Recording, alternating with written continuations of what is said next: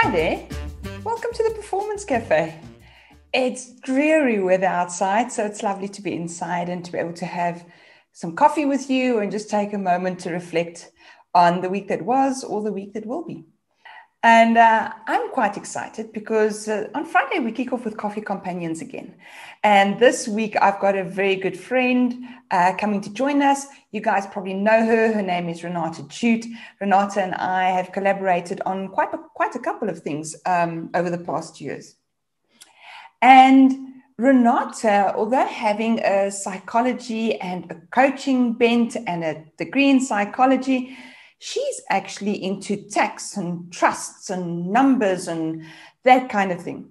And I always love speaking to her because it's amazing to see someone who has both the love of numbers, but also the understanding of the people stuff. Anyway, so I asked Renata to come and join us and to come and talk to us about her view on when optimizing businesses, what's happening, and how do people sort of fit into that. And part of what I love about talking to Renata is I can promise you, I can bet you, whenever we have a conversation, at some point in time, she's going to say, what's the cost to benefit ratio? So what does it cost? What good do we get out of it? More good than cost, yay we go. Less good than cost, not happening. But I promise you, whether you're talking about culinary skills or whether you're talking about business, she's going to find a way to make that come out. Anyway, and so I had to giggle because over the weekend someone sent me an old meme, but a goodie, of the CEO and the CFO standing in the office, and the CFO or the CEO says, we need to develop our people and it's going to cost so much. And the CFO says, but what if we spend all that money on them and they leave? And the CEO says, yes, but what if we don't spend the money on them and they stay? And so that is an excellent example of the cost to benefit ratio. And I think we don't think of it this way, that right now, with all that's happened with COVID, with the amount of people that we have lost through retrenchments and the like, actually, the people we have now are good as gold. And we have to make sure that we get the best out of them and give them the best opportunities through development. Because they're going to stay. And what impact would it have if they're not appropriately developed? On the other hand, of course, we also have the situation where right now we probably need people to do more than they normally would. So we do need a bit of skills development so that people can maybe help out in places where ordinarily they wouldn't. And then also, times are dark now, but we're probably going to be hopefully looking up fairly soon. And then we're going to want to expand, get in new team members. And the more solid we can get the existing team to be, the better it's going to be for our future development efforts and for our future talent initiatives. So, for example, if we have someone now who we've never developed before, well, they're going to stick around for a while. No one's going to leave their jobs right now because there's no opportunities.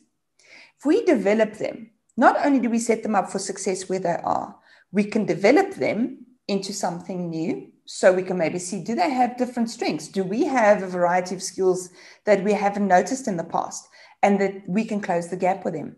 And then when new people come, each person that we've developed will have so much more to pass on to those after them.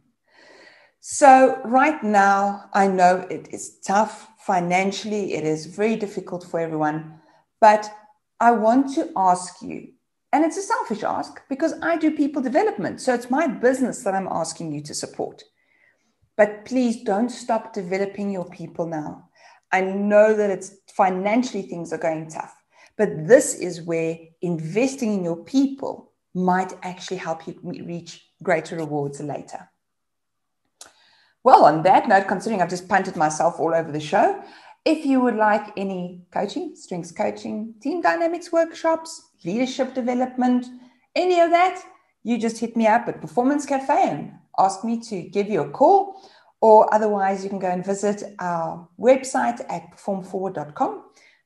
Fill in the contact page that's available under Contact Us, and we'll get back to you soon. Please remember, we work entirely virtually. So whether you're in South Africa or not, whether you're in Joburg or not, as long as you're basically on planet Earth and you have connection, we can help you. And so I hope that this is a year that you're going to be able to develop people and then make optimal use of it so that your businesses can grow. And I hope that you've liked this insert. And if you're following us on YouTube, please follow, like, subscribe, do everything that you should on YouTube. If you're finding us on Facebook and LinkedIn, please like, comment, and share as much as you can. We would love for these messages to get to a broader audience. And we're always watching the comments box. So if you've got any ideas of what you'd like to speak about, please let us know. We'd love to listen to hear from you. And then until Friday, when you and I and Renata are going to talk about cost-benefit ratios for humans, I look forward to seeing you. Have an awesome week.